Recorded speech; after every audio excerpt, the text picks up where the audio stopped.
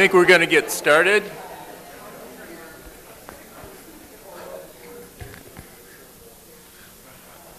Welcome to the University of Minnesota, the Regis Center for Art. For some of you, this is the first time you've been in this facility, and I should let you know that since this is a clay audience, it's also the home of the Warren McKinsey Studios, and that we invite you to take a walk around the west side of this building, or the east side if you care about the minor arts, and can get away with that for about another month, and then people will take it seriously. And take a look at the facility and the studios, and make yourself at home. There'll also be a brief reception out in the lobby area after Walter speaks. This is the first of hopefully many future collaborations between the Northern Clay Center and the University and the Department of Art. And I'm delighted to welcome this group and to provide a venue for this lecture. Walter's an amazing artist and a charming speaker, and Emily Galusha, who directs the Northern Clay Center, will introduce Walter.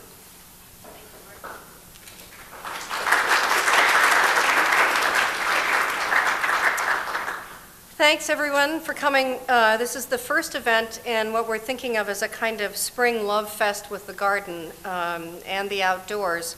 I'd like to let you think that we planned to have it start today on Earth Day, but it was pure accident, but it's nice.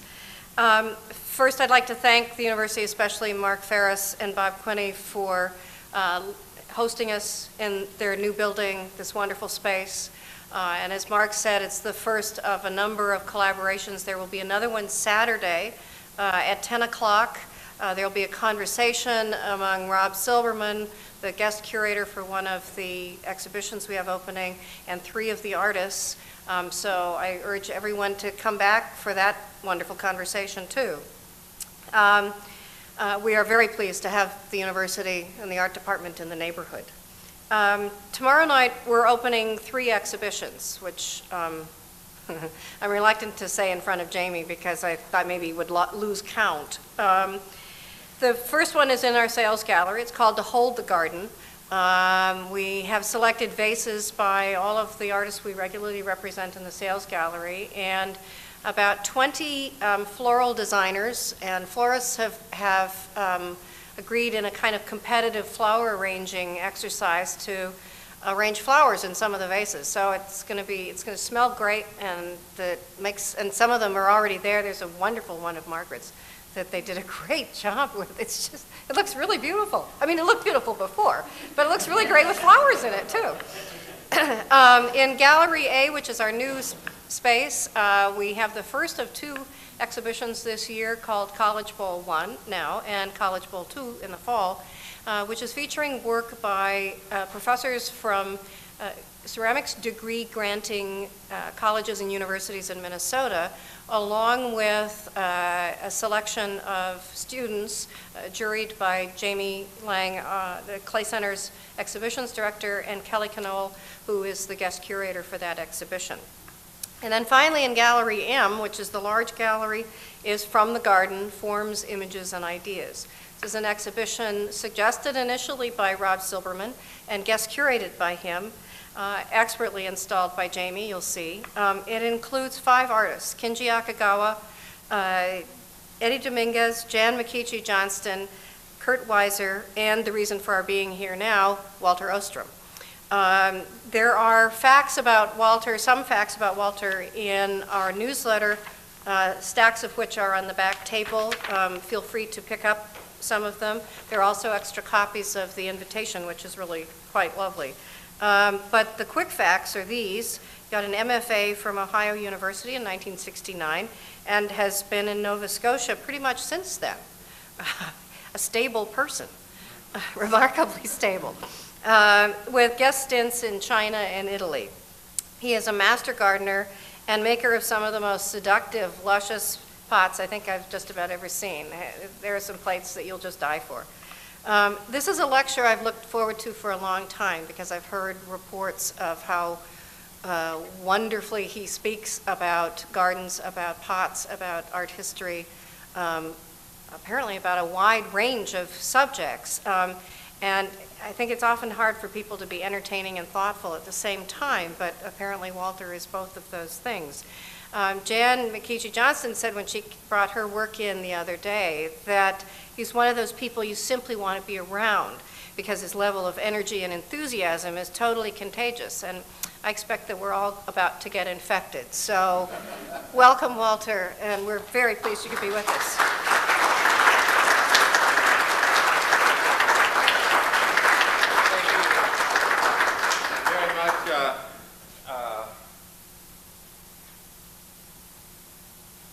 Emily and Mark, and I just remembered that I forgot my slides.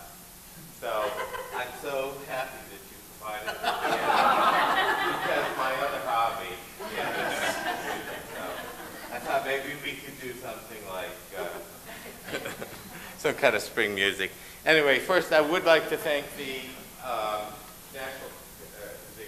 the Northern Clay Center, their board, the administration, for supporting Rob Silverman's exhibition, and that way I got to come here because thanks to his kindness, he included me in that exhibition, and it was wonderful. Thanks also to Jamie, who's been great to deal with for the last 2 years, always patient, never once did he raise his voice at me, which I thought was pretty wonderful.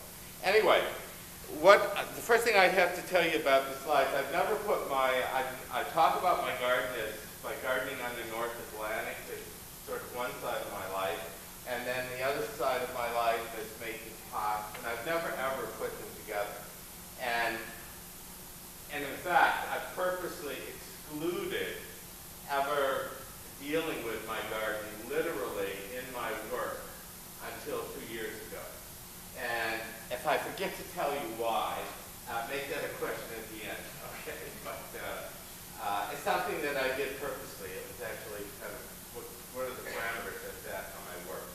So I put these slides together, and it was really interesting because I saw these parallels that I had never seen before, obviously. But at the same time, it's sort of unrehearsed. So some of the transitions are going to be rough, and some of the transitions I'm going to ask you to supply when we're finished, because I knew there's something there, but I couldn't quite put my finger on it. Okay? So, it may just be a tiny bit rough. And is this the lights that we're going to work with now? Or is he going to turn them down? Projector what? Yeah.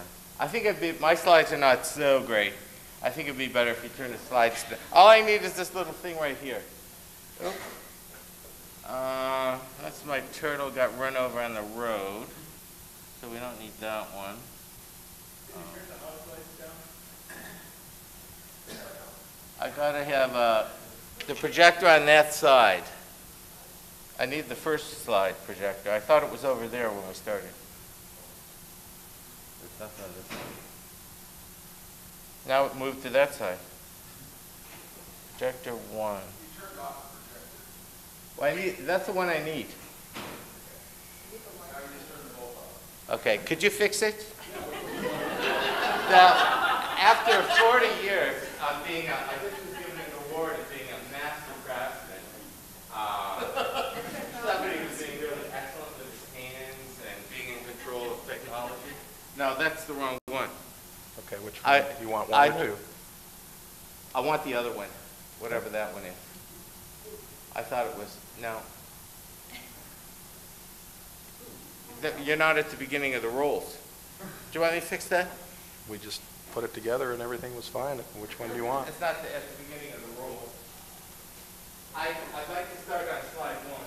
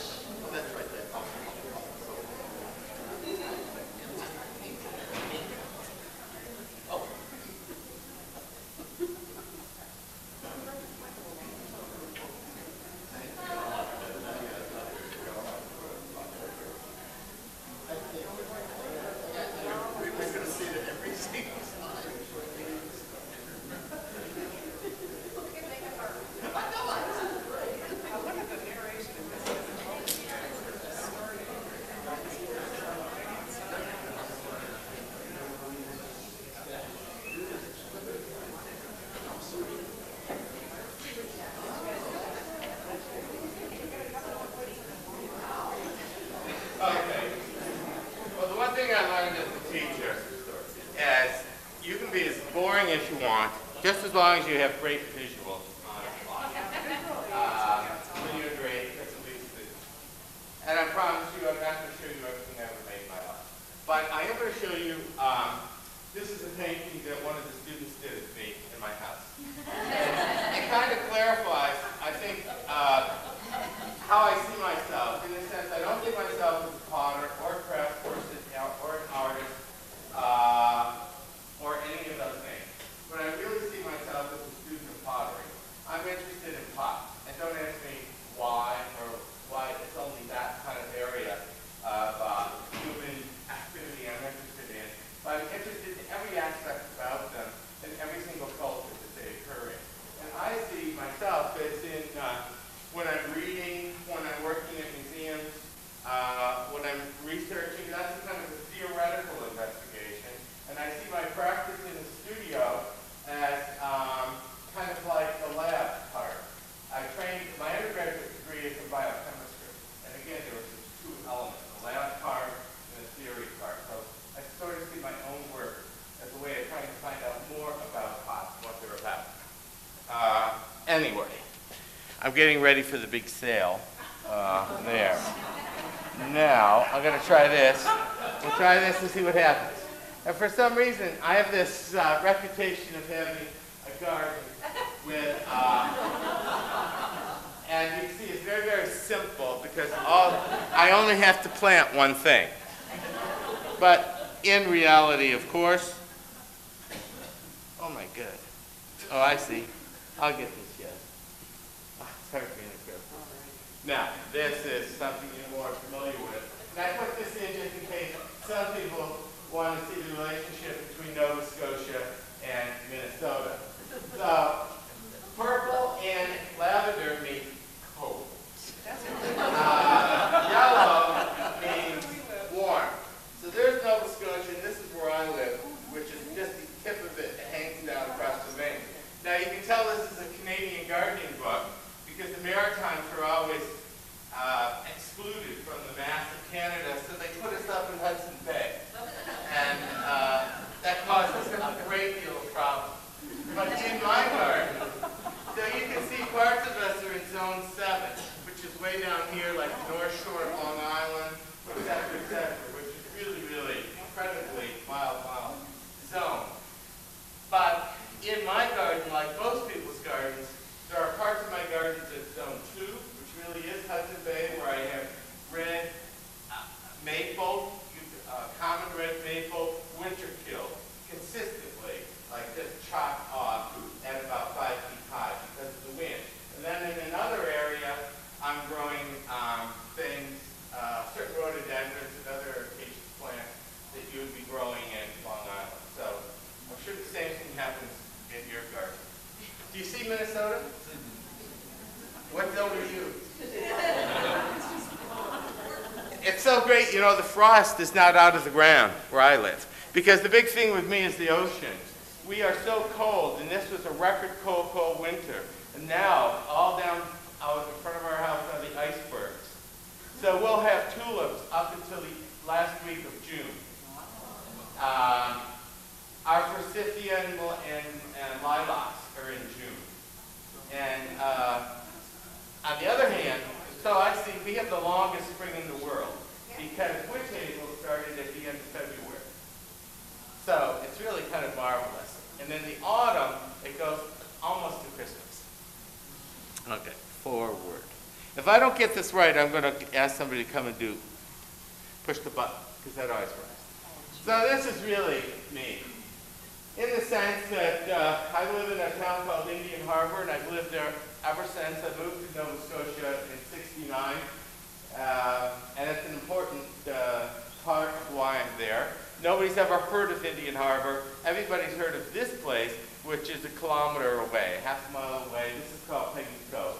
And if you're over at Jack's Restaurant and you look west, you will see the last house in Indian Harbor, which is up there, which is Tootsie Fraley's.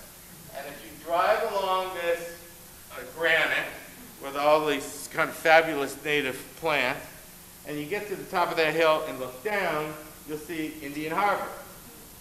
And in the slides, one way to kind of position yourself is, see that little island up in the bay? Okay. Well, I live over here in Yankee Cove, which is appropriate. That's Jack's Island. And then on the other side of Jack's Island, you'll see straight up from here a lighthouse. So you might see them in the slides when I'm that'll give you a sense of where I'm at. Yeah, it's we got plenty of those. Okay.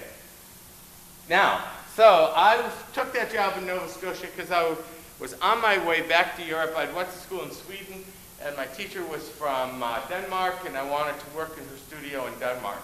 And I took that job at Masthead in '69 because A, it was part way to Europe. I could pay off my debt. And B, I was really curious because there was a reputation that something really interesting was going on there. And after 3 years, I decided I'm not going any farther. I like Nova Scotia. And I bought this 3-acre piece of land. And you can see that there's no trees on it because it was burnt every spring to keep the grass there. Without the trees, of course, it's a pretty windy spot.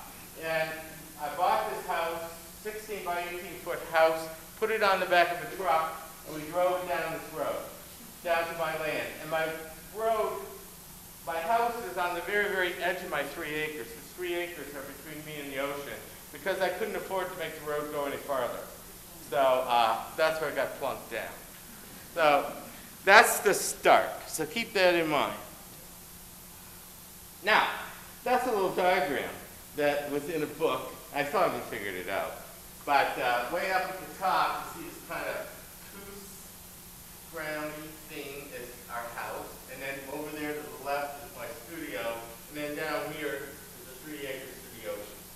And since then, there's a new big perennial garden that's been added for my wife. Okay. Some homage is due. My mentor in gardening in Nova Scotia is Captain Steele, retired Navy captain, Canadian Navy captain who liberated many rhododendrons from Japan and Korea at the end of World War II. Brought them to Vancouver and actually was having them flown home to Nova Scotia when they were intercepted. So, as you can imagine, he was not too popular in the Navy after that. He also did things like he had a chaplain on his boat who gave him a lot of trouble, and he put him on an island, an uninhabited island. Put him off the boat. Captains really do that. That also caused a lot of trouble. So Captain Steele was, anything I've accomplished in gardening is because of his influence, let me tell you. And the other thing, when I talk about my work, because I'm not doing my regular talk, I'm not going to be mentioning the really huge influence that people like Alan Cager Smith, Andrea Gill, John Gill, Wayne Higby, Betty Woodman. These people had a huge effect on my work, but I'm not going to be getting into it. But I want to acknowledge it at the beginning. Okay. Now, so this is my problem, or at least all the books said this is your problem, the ocean spray. So I very quickly bought all these special pines, Japanese black pines. They're supposed to take salt spray. I put them all up the ocean side of my land. And I really didn't have any time to garden 35 years ago, because I was trying to build a house, build a studio, get an apartment going, etc. But at least I could get trees in every spring. And about 7 or 8 years later, I was out there in the wintertime. It was super cold, the wind was blowing, and our winters are full of sun. We have foggy summers, but our winters are brilliant. And nothing can be worse on plants than to have that, the wind is desiccating the sun, and they're just in a desert. They're under drought conditions.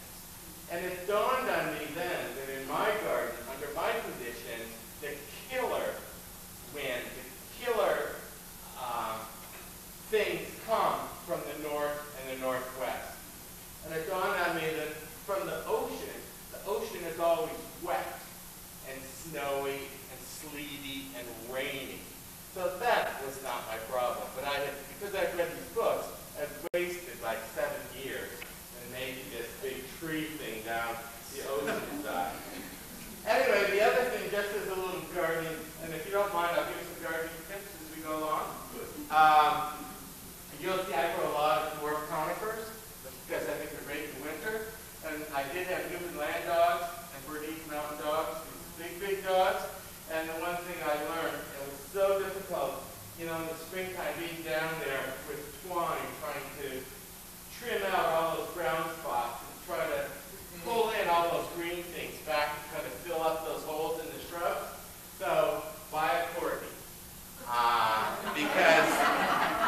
they cannot reach high enough to do any damage. Plus, they're also nasty and awful. They're just wonderful dogs.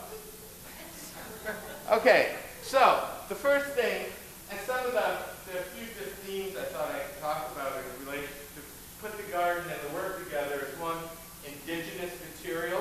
Okay, that's for me is a relationship. And then we talk about hybridization and the role between utility and function, decorative function. So one of the things here that was important for me was what am I going to plant here? So the strategy that I developed was to identify the local genera and then collect other species of the same genera. So in other words, if something would grow here like spruce trees, then I'll plant the local spruce tree, and then I'll try other spruce trees from other areas, okay? So this is actually a clone of a Norway spruce called Reflexa, which my wife said looks like a pile of Christmas trees that have been thrown on the ground because it just grows like this, like a big mat. And now it's huge. But I think the flowers are really pretty. And a lot of times I think we don't really realize that a lot of conifers have beautiful flowers. Another example would be, we all, and I know in Minnesota you have it as well, is the native fir tree. But then there's some really beautiful firs from other countries, and this is the Korean fir that has these fabulous purple cones that stand up. They're as good as flowers, and they start dark purple, and then that is like gold, the beautiful gold spiral that shoots up that. They are so great. Plus, fir trees are so fabulous in the wintertime because spruce always goes gray-green, and fir keeps that really fresh green to kind of liven things up. Then some native herbaceous material that I collected and just moved in, and now I have acres of it. This, of course, is marsh marigold. And then some of the other ones are the native orchids do really well. That's Calceolus. These, I think, all live here. This is a call, Cypripedium macaw in the front. And this is Regina, Cypripedium regina. And I got that from one plant, and I now have like 150 of them. So I can, if you ever grow that, the secret is dig it and dung it. They like dung, which is a really great gardener's word, don't you think, from England? It's like you bung a kiln and you dung your garden. They know how to talk.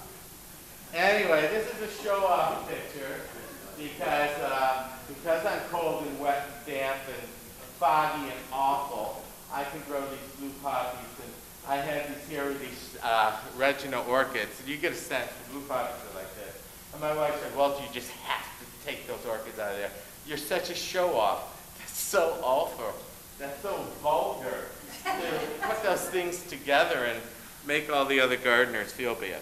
So, I did dig them out, and I replaced them with Primula Louisiana because I think it's a nice color combo. Anyway, oh, sorry. I did do it. Oh, how did I do that? Okay, good. Thank you. Now, the thing here about indigenous plants, I'm linking it up with indigenous clay because I want to know Nova Scotia as a missionary for the sort of Anglo-Japanese, Chinese aesthetic of stoneware. And I would go around the province trying to convince these people to build wood kilns and gas kilns and salt kilns and work in stoneware, that's really where it's at. That's the serious stuff. And they were all working away and they would get so, like, those kind of washing machines that go like this in their backyard, and they dug up the local clay and put it in it. And they were working with a local earthenware. And they would always say, oh, well, that's so good. Here's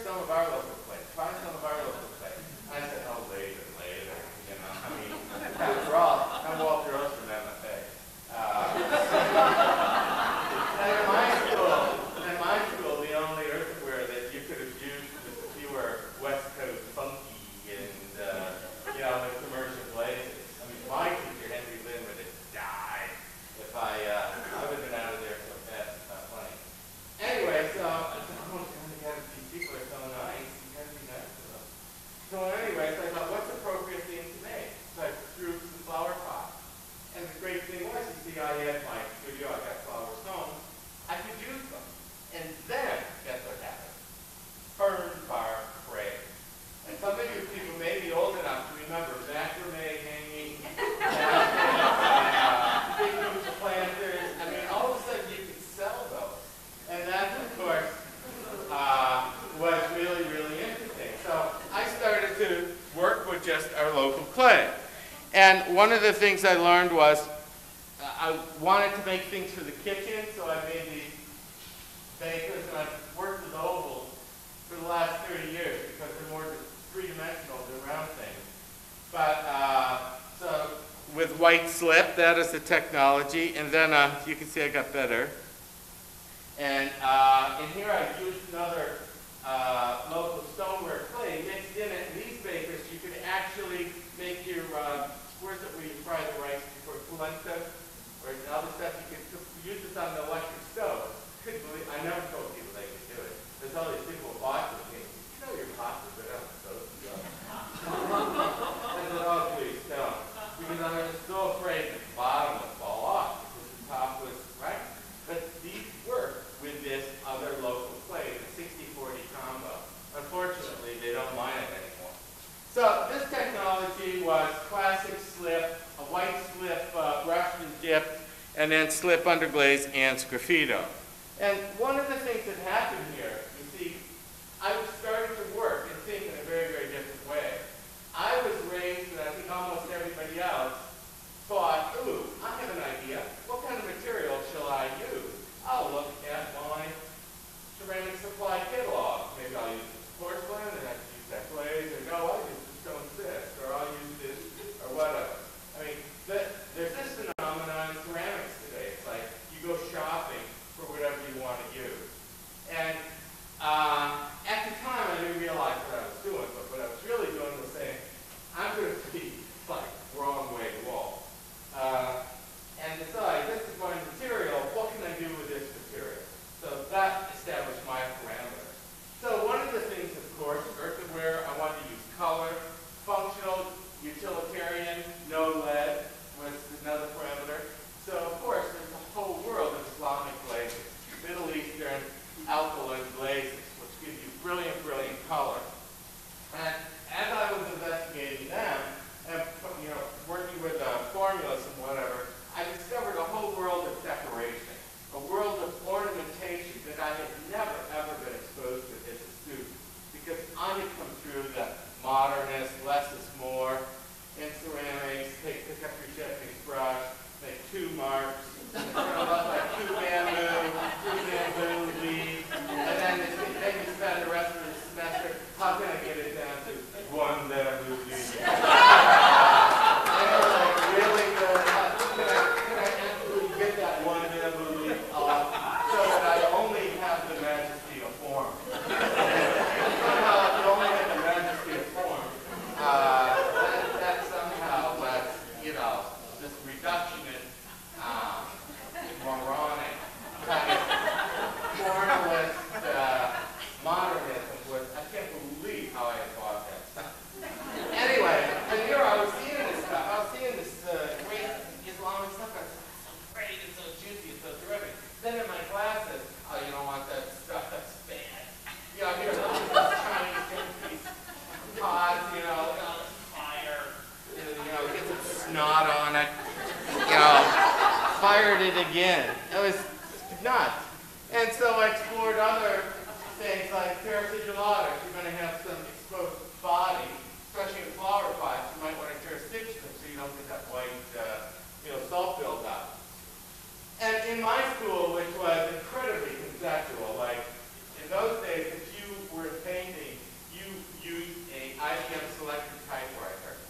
And if you were a sculptor, they gave you a roll of masking tape. And those are the techniques Carl Andre Cassou, Joseph Boyce, that all those people were coming there before they were famous, right? They're all hanging out there, et cetera, et cetera. Well, I was down at ceramics, and I started to teach my people about earthenware and color. Oh, was I in trouble? Regressive, reactionary. These were pots. And then I thought, oh, this is really what's the kind of radical stuff, right? When you have all these people tell you this is really awful, then you must be into something. So anyway, but one of the things I always had to do over and over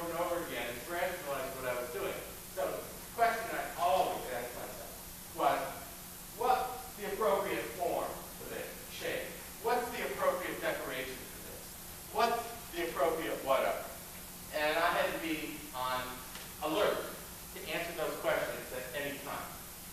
So one of the things I did is started really, really get into ornamentation. And so one of the things that struck me, gee, if birds and flowers is appropriate decoration for pottery, why not the means of making pottery? So you can see this decoration is what? Cones. And so that, oh, that's so cool. So that I had trimming tools, I had like wheels, I mean I had that whole thing. Why not use the things that we use to make the pieces with? And so that's a whole thing that I won't show you anymore of. Because tons of that stuff with using the handles to make the handles and all the far out stuff. And then another thing I discovered was Majolica, was tin glaze. I mean, again, that's within this. If you have this kind of clay, that's another thing that you can do with the clay besides polychrome, slip, color glazes, and tin glaze. So I was working on tin glaze, and I had so much trouble decorating it. And I did so much analysis of ceramic decoration, you have no idea. And I finally reduced it to all decoration and ceramics can be reduced to an arabesque, a dot, a stripe, and a leaf. I mean, it's not everything, right? So then I thought, my life is finally finished. I can relax. I know what to do. Because it's always hard. How am I going to decorate this thing, right? Now I know. But the problem happens is that, after 1 month, you're so bored. And then it's like, I just can't bear this. So, and anyway, but again, I think the parallel to here was to use the clay like I went for, say, the spruce trees that were there, and then I collected all the different kinds of spruce trees, different species that would grow there. I think it's kind of analogous to clay. Like if you start with this kind of clay, what are the different technologies that will work for that clay? Does that sound cool? I never thought of that before. Okay, so here's our house, and I bought those windows for $1 each. They were being burned, and I put them in our house, and this is my land. So you have no idea. Guess what my foundation is made of? Granite. That my father built it, and guess what my studio is built out of? Granite, because I have a lot of it. So anyway, that's where I started. And one room, and then the first room I built onto it was the studio. This is much, much later. So anyway, this is the beginning of my garden. This is probably 10 years after I lived there. And one of the things I think is so interesting is people walk through my garden and they'll say, oh, there's such a sense of design. It must be the artist. It must be the artistic impulse. And the whole thing is what they don't realize, it all has to do with weight. I mean, I couldn't move these things. So whatever was here, that determined where the path was going to go. I mean, I had no choice because I didn't have the money to have earth-moving equipment. But anyway, so that's there, and then, and I'll show you reverse. Let me show you this, to give you an idea. Because some people think I cheat on these slides. It's not true. You see the stone right here? That one right there? Okay, you see the same stone. See it? Okay, so these are all rhododendrons, really. And you can see my windbreaks coming up in the back. Oop, we will zoom. Okay? And in these rocks, and this is something that I think is critical. Well, two things are critical. One is my wife finally told me, Walter, you always have to have the plants that are just coming out next to the plants that are dying. Why not separate them? Why not have some plants that are all coming out? Keep those together. And so you can see this rhododendron ramico in the back is over, but this dwarf Azalea is just coming out. To give you a sense of scale, this is pine, so this is only 1 inch tall. So this Dwarf Azalea is a dwarf. And it's because there's such wind alone. It's like crazy. But the thing is that in my town, and this is what I think is important, we couldn't get a mortgage. So we got $300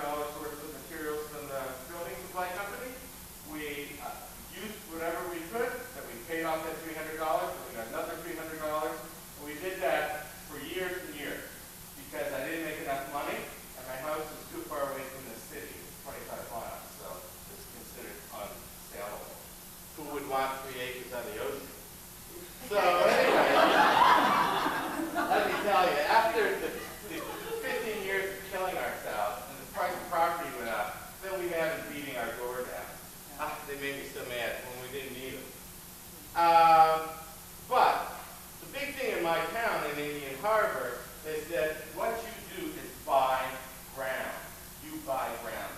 And you buy 10, 20, 50, 100, 200, 300 loads of earth. And you buy that to cover all your rocks with. And if you really, really make it in my town, like if you're a fisherman or work in the city or anything, you drive a great truck and you drive a ride-on lawnmower. I mean, that is the ultimate. And the thing is here that I think is so, I just say to myself, I know if I would have probably had a mortgage and had all that money, I would have bought ground. Or probably the mortgage would say you have to buy ground. You know how they tell you what to do? So, in other words, what I did, what I found out, is I'm going to become a rock gardener. You know, in other words, it's because it was all I had, and I had to do the best that I could. And that notion to make a virtue out of necessity, I believe, is the ultimate, most basic principle of craft. And I think that's what distinguishes it from art. Craft's job is to take those things that people have to have, clothes, shelter, food, all that kind of boring, banal stuff, and make it special.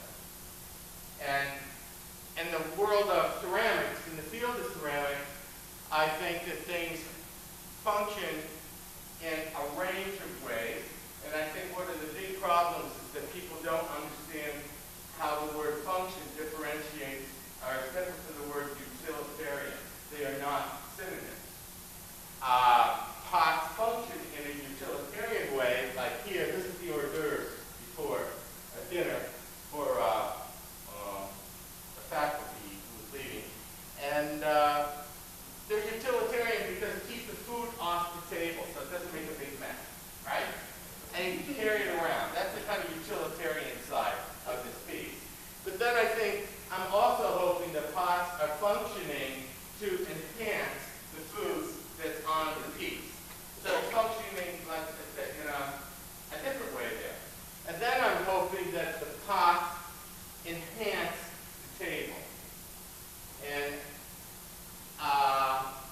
those are all very different ways of working. But they're very, very important. And historically, pots, when they weren't working with the food, were working to enhance the space in which people live. Like this cupboard on our back wall, I'm sure many of you people have them. If you had a house that was built before 1900, before modernism, people had these cupboards in their kitchen. I mean, that's where you put your dishes. I mean, with modernism came the ideal of the kitchen as lab for storing, and you had cupboards where you put things in those cupboards and shut the door. If you're going to shut them in, then they're going to be boring, aren't they? You should always look at it. And the whole notion became less is more. So instead of having an 8-piece dinner service, you have a 3-piece dinner service, and it all stacks. You see? But if you look at the whole history of ceramics before modernism, there's an alternative role that pots could play. Anyway, am I going too slow? I am, aren't I? Is that 1:45? Okay, we'll whip right through here. So if you turned around and looked out the other way, that's the Vista. And here, this was it when I bought it, and this is it 20 years later. And you can see that all these trees that I planted gave me all these sort of like rooms in a way, each one being more and more protected. And the point that I'm trying to make there too is that plants can be utilitarian. They can be functional in a utilitarian way as a windbreak, but I think these trees can still function decoratively. So again, I collect different kinds of larches, Japanese larches, European larches, and the native larches. So do you think I'm reaching too far to make that relationship a pot? No, okay, good. But it is. Okay, and again, this is the garden in the fall. Now, if you make a utilitarian pot, and I was such an ideologue, you have no idea. You did not make utilitarian pottery like you display.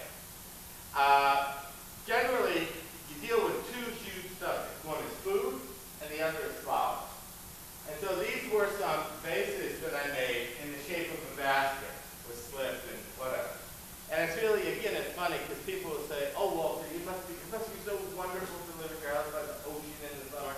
You pick up your little basket every morning, and you go to the garden, and you pick your flowers, and you bring it back, and you arrange them in your studio, and you sort of get in touch with yourself.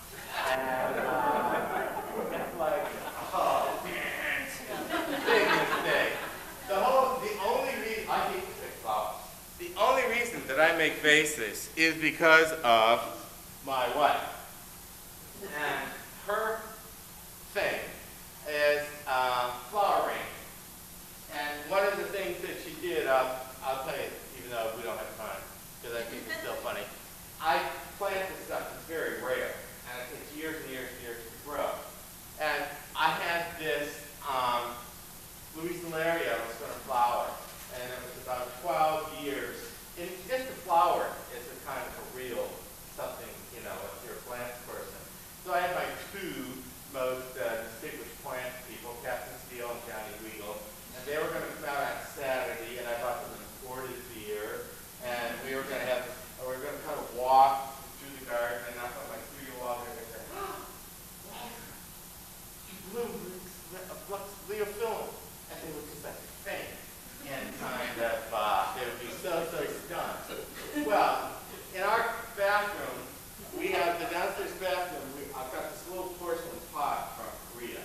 It's just a very, very simple pot. My wife always does fresh flowers in that little pot every single day of the year, okay?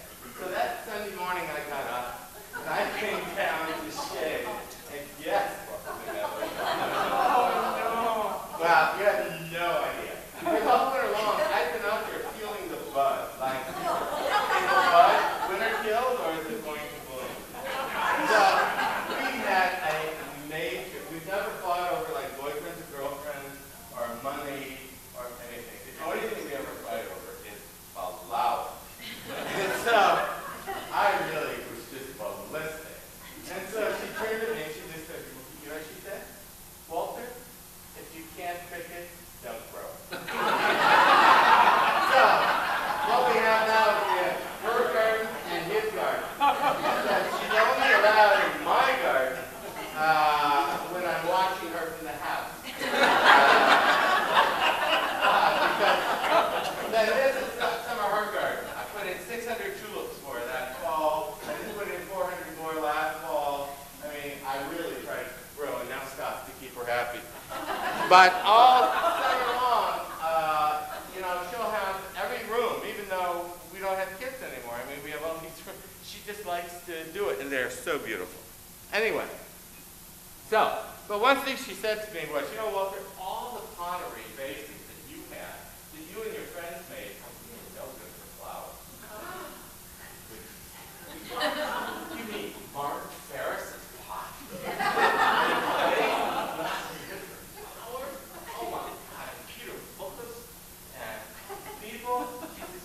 I don't mean her, you know.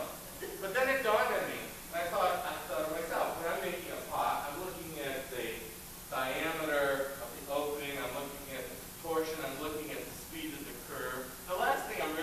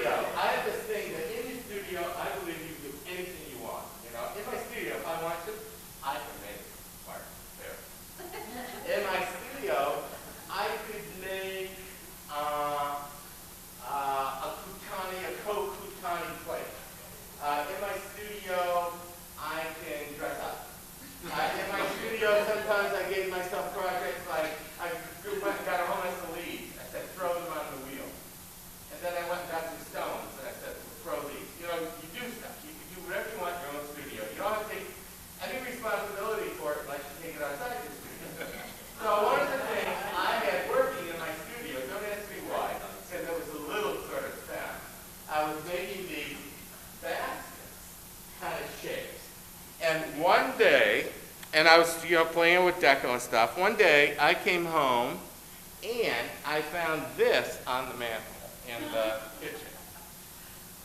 I said, "Hon, what have you done?" And she says, "Well, what do you think?" I said, "You can't do that. I mean, just look how those flowers for the decoration, all that stuff going on." She said, "Walter, look again. Your decoration can never compete with those flowers." And for me, it was a light bulb time. Bingo, bingo. It was like, all of a sudden, she gave me permission. My job was to do whatever I want, decorate my brains out, and she'd take care of the rest. And it was just the most wonderful, rather than, ooh, if you're going to have flowers on it, keep the color simple and understated. You know, that old design stuff that we were taught? Boring.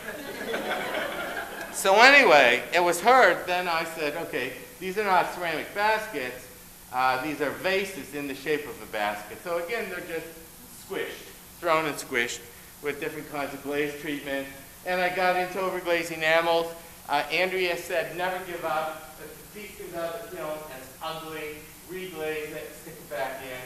And I mean, I was trained just the opposite. I mean, that was like sin. But I did it. So then I discovered overglazed enamels, you can really put it in and out. So that's the same motif, okay? And I've been working, it's a kind of a classic motif all through the Middle East and China, these leaves going this way. But one of the things I really like to do is to take something like that and explain what if. What if you change the figure-ground relationship? What if you make them tall? What if you make them squishy? What if you make them glazy? What if you make them swilly? And you never really know what you got until you open the kiln. You know, and it's that kind of a thing I really find very interesting. And maybe you can even take the leaves and make them go up and down. And does that change the form? Does that change the piece? You know, that again, I find that I learn a lot from that. Now, this is not an artificial heart. This is just a copy of a multi-spouted redware pot that I'd seen someplace. That's just a traditional flower vessel. And so we had it in our house, and my neighbor who works at the museum, of course, sent me this. And this is 30 years ago. She sent me this tulipier. And we all know about tulipiers and how the tulips were so valuable that each one got its own little spout. And so she was really sort of sending me a little message. And I took her up on it, and I smacked her with my tulipier, and here it was. And that was just the time that these flowers started to be sold. You could go in and buy kind of flowers in little stores or even in grocery stores. And the thing I love about these pots is that if you take 3 anemones, what's that, $1.50? And you take it and give it to somebody, what do you have? Cheap bouquet. But if you put it in one of these pots, what do you have? Floral statement. And the point being that what you save on these pieces is you could, on flowers, you can buy the pieces. And if anybody goes to see the show, you might be interested to see how that decoration there is the same one that's on the flower brick there, and how it's been changed by way of Italy. Is that a 14th century Syrian pattern on that piece? Like all that stuff you don't need to know yet. Okay, and then I grow these tulips. This is called Aladdin. And I grow these tulips just for these tulips here. To me, it looks like a pot of fire. And I just really enjoy it. That's one of the great things about being a potter. You make your own food dishes for fancy food. You make your own things for flowers. Although really, I hate picking flowers. I don't pick flowers. No, that's just too thin. I couldn't do that. Anyway. Now, I put this in because this is a rose that I just think is so great. It's Roses Surica, Omiensis terracantha. And it grows near Omishan in Yunnan province. Is that great? And you grow it for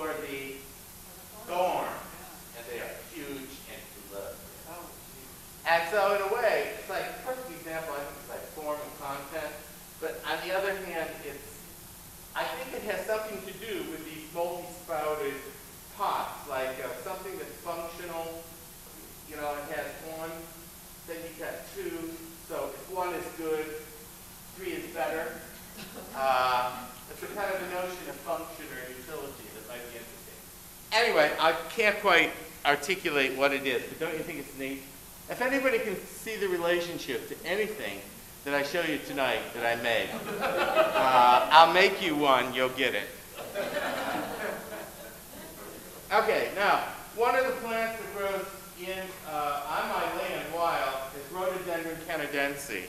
And so, again, in terms of my strategy, I'll grow the genera rhododendron. I started to grow different species of it. And this is the rhododendron that I knew, the big broadleaf. These are the wild canadensis from the southern U.S. And so Captain Steele helped me, and I got seeds of these rhododendrons. I grew thousands of rhododendrons. Let me tell you, every seed will germinate. You grow them under lights, so you think everything is in control. But then they all have to be transplanted, right? And you do it for year after year after year. And finally, I had them planted outside, and I had them all covered with brush and stuff for year after year after year. And then finally, after 10 years, I planted them out on my land. And this is what I got. Like, it's those big leaves don't like wind. I mean, it's not nothing that they live in those nice mountains in the Appalachian Mountains, which are pretty calm. And I lost hundreds of them. Luckily, I also gave hundreds of them away to people. But what I did learn was that I had to see, analogous conditions. Now, this is an azalea, so this is and they're all belong to the general rhododendron, but there's no leaves on it, so nothing can get blown away, right? So instantly, you're talking about hardiness. It's like there's these Northern Lights azaleas from Minnesota, which are quite famous now, and one of the reasons they're so hardy is because they don't have any leaves, except in the summertime. Now, in the background, you'll see these other rhododendrons with little tiny hard leaves, and they grow above the tree line in Asia, mostly in Tibet and in the Himalayan mountains. So those obviously are going to take a lot of wind and sun, and they certainly do. So those are the lepidote rhododendrons, which is something I'm very, very keen on.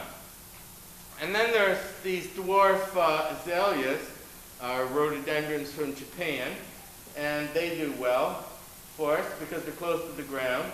And then these are some of the rhododendrons that have foliage. They come from windy spots.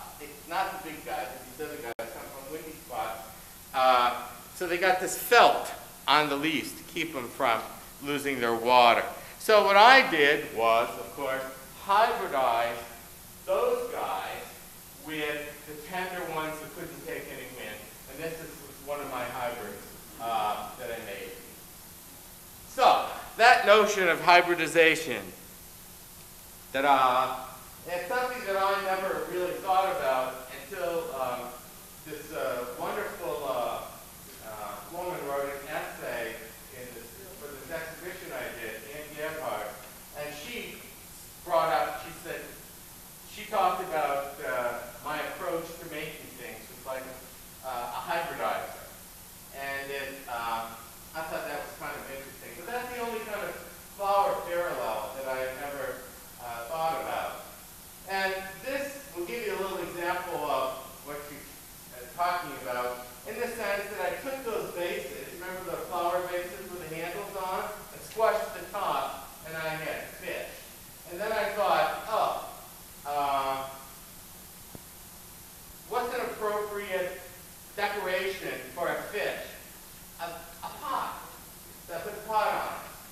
And then, because I was so cool, that's hybridizing, isn't it? I was doing that, taking stuff out of a tomato and putting it in a salmon before they thought about it. Anyway, so what I did on this piece, I thought I was so cool. I glazed the inside with Majolica king glaze. And of course, king glaze is all about decoration. It's all about the glory of the Renaissance, right? But you see how cagey I was, how conceptual. I put it on the inside. It's kind of like Rothenberg erasing Kooning's drawing. Anyway, I put that in there, and then I fired it. I fired it in my wood kiln. Because I used to use my flower pots and staggers to put the other stuff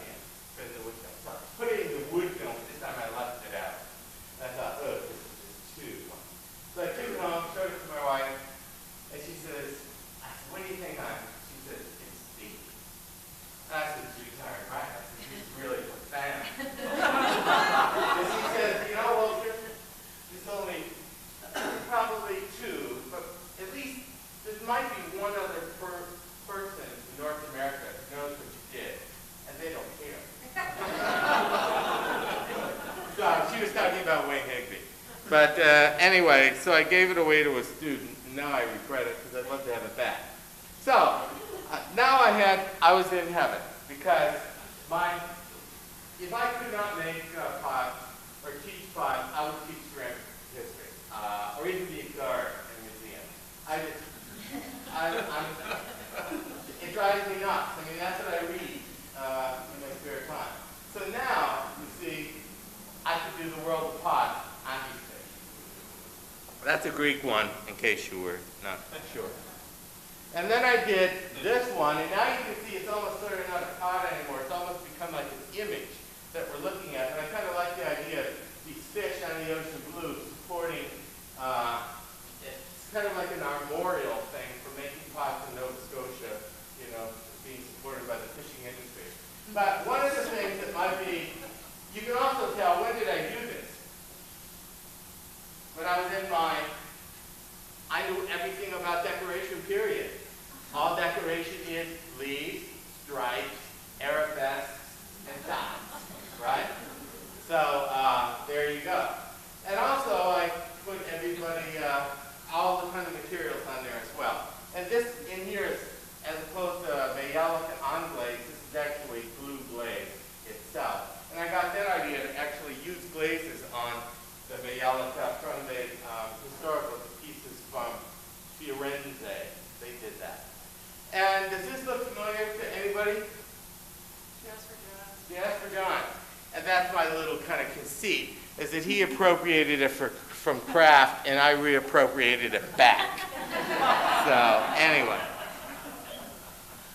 Now, and I've got to finally work with my most favorite pot in the entire world. Oh my God. This pot is so hot. Can you believe it? This projector can't handle it. Can't handle it. What's happened? What do I do? Is it going to explode? This is a hot tea. How many people know the Liao dynasty?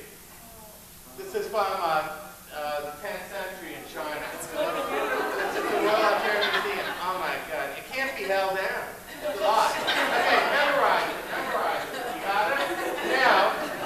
Now you're going to see the exact version of it, rendered perfectly. Oh, we're going to be at 5 too.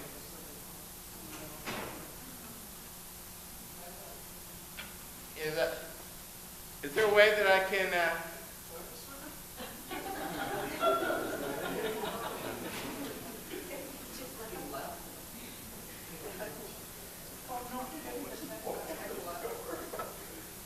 Oh, maybe he thought I was making fun of him. Well, anyway, pretend. Unless somebody knows how to work that machine. That's kind of thing. Focus. Oh, let me try. Oh. Right on. Okay, you got it? Perfect. Now, but this is the important thing. And that's what I think this is my conceit. As a utilitarian potter, I'm trying to make pots that don't need to go into the cupboard and hit the door shut. My conceit is I want to make pots that even though they're not doing their thing, what they're made to do, that they're still going to be decorative in the space, you know, that they occupy. So, and I think that is also the thing that happens why I love rhododendrons. Because even when they don't flower, and I don't really care if most of them flower or not, this is a Taliensis called Roxiana. And look at the foliage. It's not spectacular, and it's like that 12 months of the year. This is Pseudocamellia, Stewardia pseudocamellia. And again, the bark on that piece is, I think, fabulous, even when it's not flowering. And although we've been looking at specimens, also in the garden, it's not just specimens. I think it's combinations of things can work the same way. And this area in here, there's only a little bit of flower, and most of the year, it kind of looks like that. There's some heaths in there, and some rhododendrons, and that's leucopholia. But I find that, And I find this kind of decorating just so much harder than decorating a pot. I mean, gardening is not easy. Another traditional flower format is a flower brick. And this is Dutch, and they're actually 2x4 by 8. They're very, very small, and I didn't know them in the beginning, so I made them this big, which was a little big, a little too big. But anyway, we needed some big ones.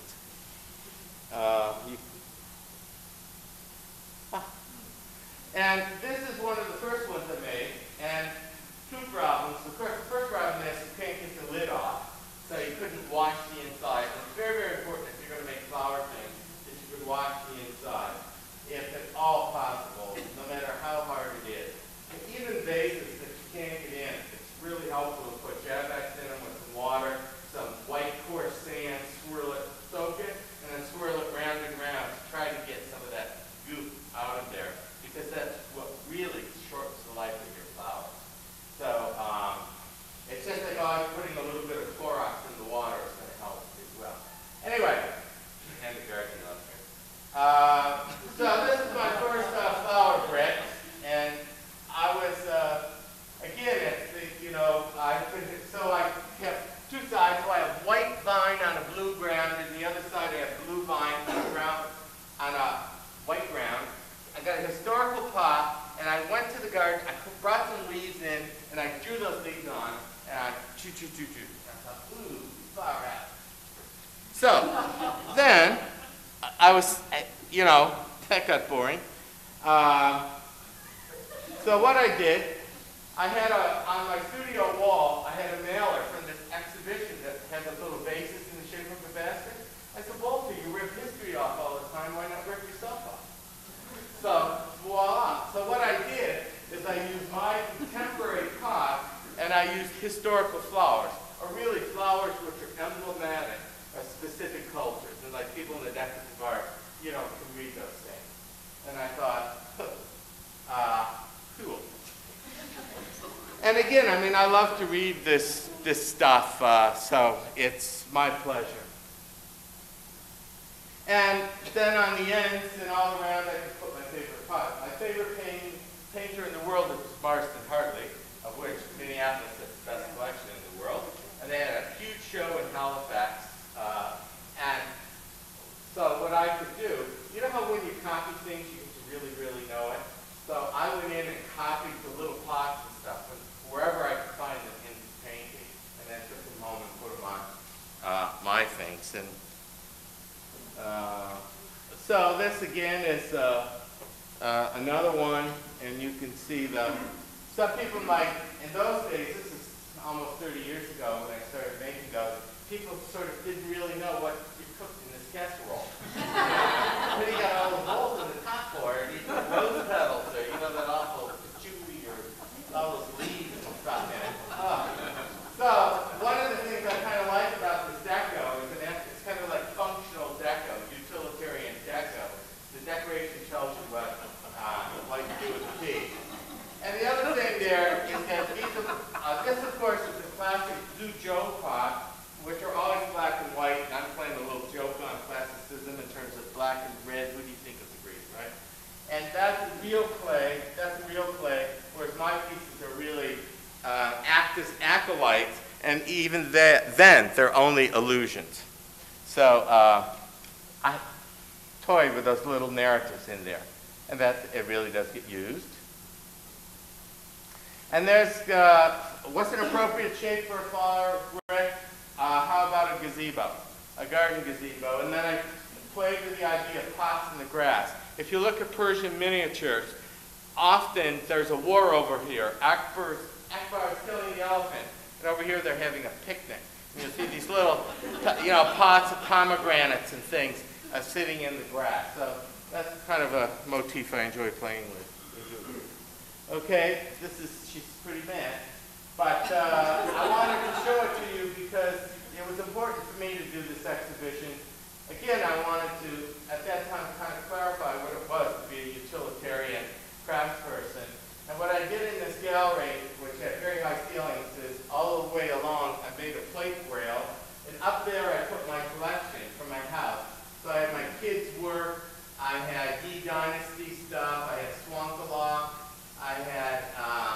Cooch, John Gill, Jackie Rice. So, and the point that I was trying to make is that unlike where you go into a gallery, a kind of classic gallery with this plinth, and this work is sitting there, and it implies that it somehow pops out of somebody's uniquely creative mind. Voila, here it is. The virgin birth. What I wanted to say is that craft is different. That this work up here informs this work down here, and this work down here informs that work up there. I mean, that's from my house. That, utilitarian craft belongs in the real world, and it, lives in the real world. And the other thing that I became very, very aware of is we had these flower arrangements, and she did them every 3 days, so that there never was a dead flower, because dead flowers to me look like energy is going. I find it so depressing. But the thing that I love, what Elaine did was, this is one day, right? 3 days later, she did the same flower brick, and purple lilacs and golden yellow lilies. So you see how, can you imagine from light, fluffy fairy stuff to this sober, heavy Victorian thing? And that's the kind of thing that I really, really love, is to see how she changes them. And I became very aware that as a craftsperson, this is my piece, and this is her piece. It's not mine anymore. If you make utilitarian craft, it's a collaboration at best. But really, the person who owns the piece and who uses the piece, it's theirs. It's their art. Because I've seen a lot of pieces that I've made whose people just made it look so ugly because it's just so insensitive when it comes to arranging flowers. The same way with, they put tuna noodle casserole in there instead of foie gras. So, in other words, it cuts both ways. And I think that is, though, something, again, that's really important to craft. Retlaw Morto, he lives in our house, and everybody who's seen a tortoise sees them in potters for all through history as pots on legs. And so these are some maquettes that I made, and they were covered jars, but then I made them into flower bricks. And this was, so I made the bottom so they're very, very thick. So that piece that you lift out, that's so you can get in and clean it. And essentially I was really using the wheel to kind of analyze the form, or using pottery to analyze that form. And my wife says it looks like it's made from a salad bowl with 2 salt and pepper shakers. So, anyway, and of course what's on him is everything on the kitchen sink. Instead of just Majolica stains, there's, the traditional way, there's homemade stains, there's glazes, there's pure oxide, there's everything. Because, again, I wanted a kind of a richness to the surface. And that's him underneath. And he didn't have the lines on, so I could do whatever I want underneath. Anyway, okay, now, see if this says will work.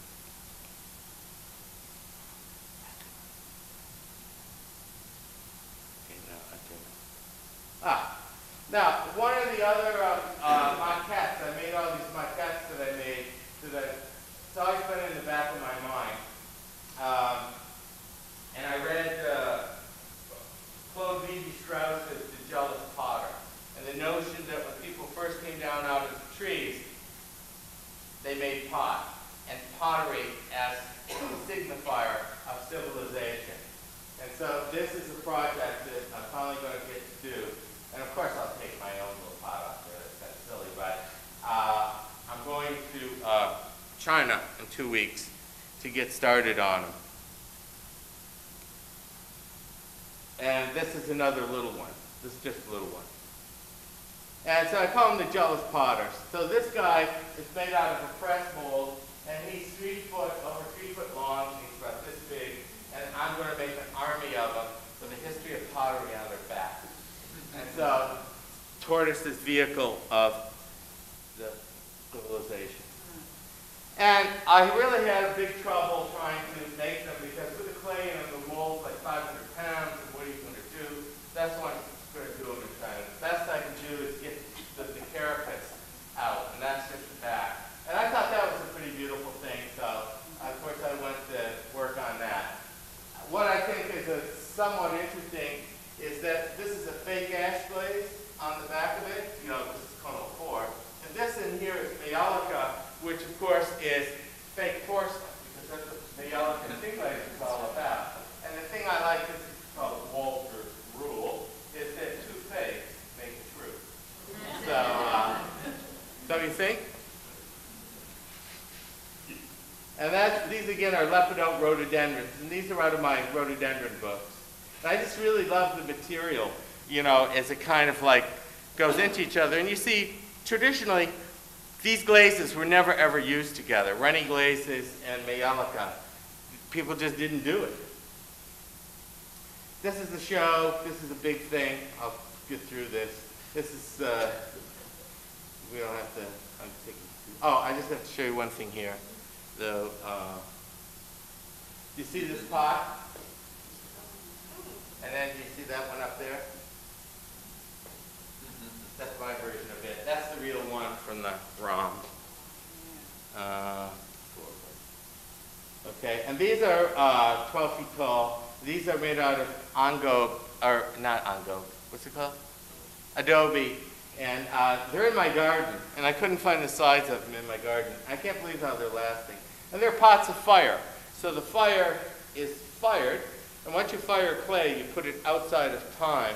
But clay unfired is still in time, and it deteriorates. This is my life in China. I've been going there since 1974. And this is my hobby. Jinju, this is me. And how's this for a hybrid? You know, this has got a little, what would you say, Vases. I wanted to use this as our Christmas card, but my wife thought the kids might, my children might object to their father, the Chinese cross-dresser. But anyway, I really like this stuff. And this is me in China. I've been in love for China for my entire life. Isn't that great? That doorway? And one of the things, again, some of the things that I've experimented with since I've become less ideological in the sense of utilitarian things, is exploring stuff like, if I take an image, this is from Owen, what's his name? The Grammar of Ornament. It's a Chinese design he has in there, and my idea is to see what will happen if I change the material and the technology. So I've done it in earthenware with cuero seco, which is a Spanish technique. And to read, now does it still read Chinese, or once you change the material and technique, what effect will that have? I have a theory about materials. And this is the same sort of idea based on a Dutch 18th century composition, and I made the reserves in the shape of a Chinese pot. A Majolica piece with porcelain and earthenware. The porcelain lettering on it, this is old antique script, reads heaven, porcelain, and then the earthenware reads, script reads earthenware, earth. That's a vase. And the shape of a sun. And it's a real round square. If you do it this way, you've got an oval. And this is a more, a version of it pared down even more basically, where it's a homemade earthenware brick, and then with a cone 10 porcelain character for heaven, and then I put it on top of the Majolica and fired it with cone 04. And the Majolica was not real thick, so it did. And the name of the other one was Heaven and Earth Vase, and this is a piece just called Heaven and Earth. And in Chinese sort of cosmology, there's earth and heaven, and man is the mediator between the two. Am I getting that roundup trip? I can see Mark back there going. Wrap that up, Walt. Okay. These are pots for flower bricks, different kinds of flower brick. And I really came to that solution. This friend of mine made these cast iron flowers, which I absolutely love, because they're like flowers that kill. You can have them in your house, and like if an intruder comes in, you can knock them, you know, with it. They are so heavy, you can't believe it. I just think they're so cool. Anyway, he wanted me to make him a vase, and they all fell over because the valence on them was totally different. So accidentally, one of them fired to a kiln shell, and I put things on it, and it worked. And all of a sudden, it dawned on me, you have to have ballast. You have to have ballast for this kind of flower. And so the brick is really functioning there, then not just as a plinth, but really as kind of ballast. And in this series, the glazes are all classic Islamic glazes.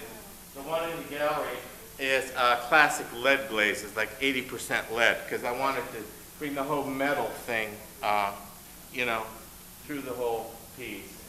And the last pieces I'm going to show you is, I started making these press molded plates. I hate to admit that Walter Oakham MFA didn't know how to make a mold. And when I made the mold, I made the back of the plate, right? Like, oh, I can't believe it. Good thing actually, it's really good thing my students don't see what I do in my studio. So I put the mold away, and then a year later or so, I took it and I started putting the clay in it anyway. And it dawned on me, ooh, this is so neat. It's like you're putting content into the piece, and the way you put the clay in it, you can do all kinds of things with it. And so that's cool. So virtue of necessity, I guess. Then you can smooth it all out. You can smooth your clay all out. I got pretty good at this. And then this is a piece that's really called Dutch Treat #2, and it is a play on a piece in the Victorian Albert. And so I'm always ripping off history. I thought maybe history could rip me off. So I stuck myself in the piece. And again, I still love that play, Majolica, copying porcelain on Majolica. It's like... Now, in the idea for the floral plates in the 19th century, that was a very, very popular item for dessert services.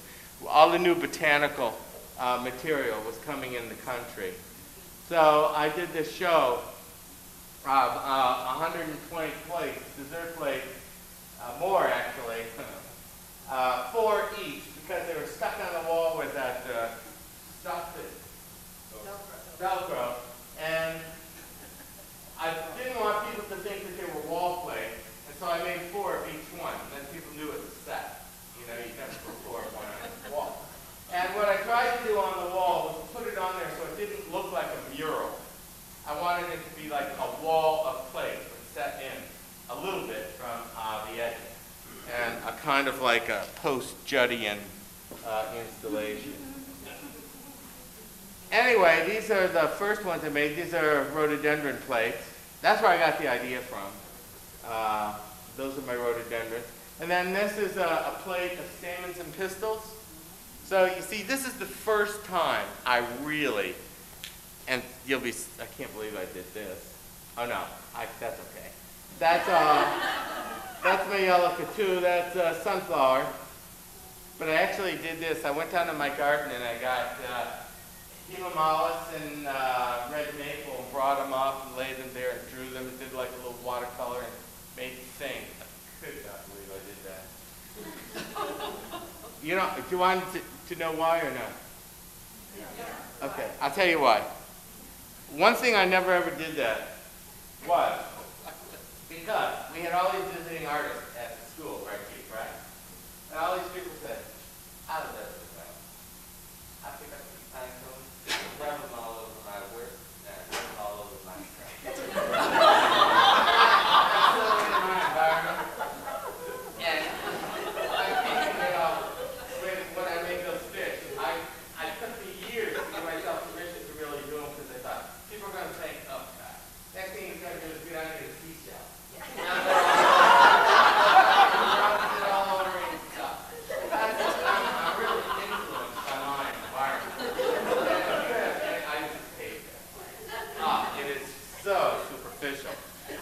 things that really, really influence us the most deeply we're probably not even aware of.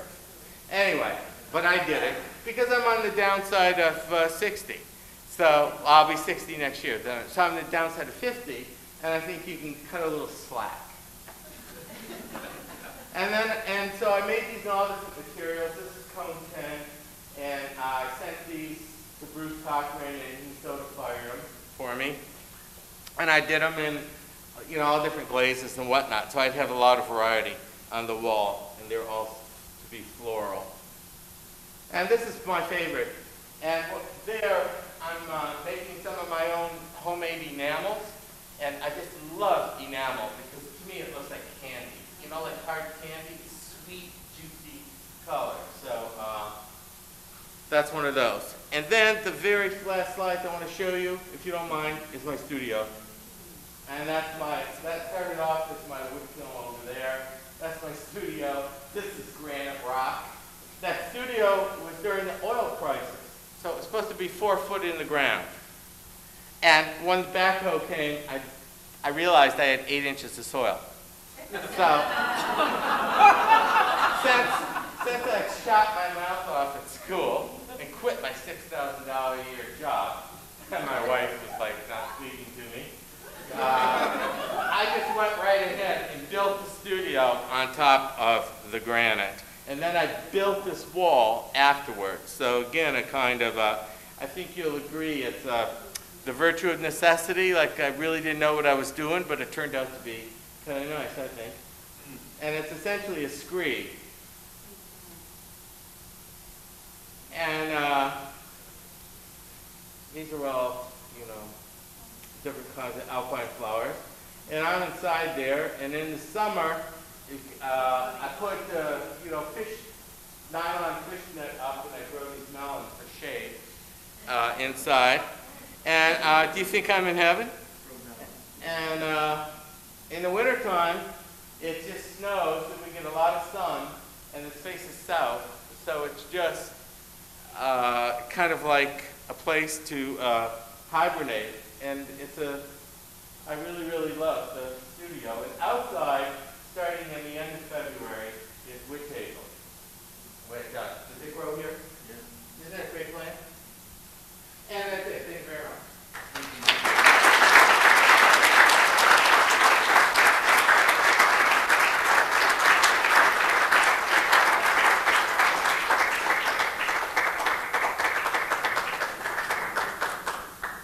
Does anybody have a question? Or did I talk so long you want to get your coffee? Is that a great deer in these? What is that great big dog on the last one? Great big dog. That's not a corgi. Oh, that's my Newfoundlander. Yeah, when I was a bachelor and I lived in that one-room house, I had 2 big Newfoundland dogs. They were great dogs. They were. You said someone should ask why you separated the garden and your Work. Yes. Yeah. Well, I think one of it had to do with the notion of parameter. Like in my work, I also made a rule that my foot stuff was in colored glazes was for food, with the exception of the basket. Was for food, so all the, whatnot. And then the Majolica stuff, which I throw in a very different way. It's thrown very thinly, and I try to make it more